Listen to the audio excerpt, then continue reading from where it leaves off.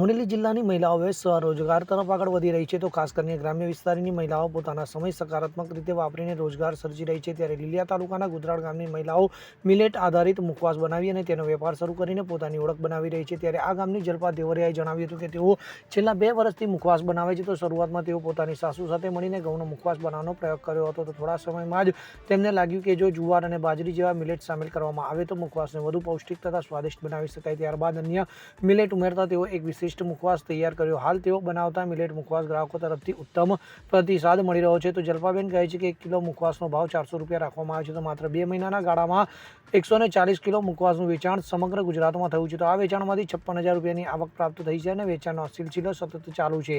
તો ગામડાની મહિલાઓ માટે આ એક ઉત્તમ ઉદાહરણ છે કે જો યોગ્ય વિચારસરણી અને પ્રયાસ કરવામાં આવે તો ઘરેલું કળાને પણ સારા રોજગારમાં પરિવર્તિત કરી શકાય છે। તો મિલેટ આધારિત મુખવાસ માત્ર સ્વાદિષ્ટ જ નહીં પરંતુ આરોગ્યપ્રદ પણ છે। તો આજના સમયમાં લોકો આરોગ્ય પ્રત્યે વધુ જાગૃત બન્યા છે, જેના કારણે આવી વસ્તુઓ બજારમાં વિશેષ સ્થાન મળી રહ્યું છે। તે જલ્પાબેને વધુમાં જણાવ્યું હતું કે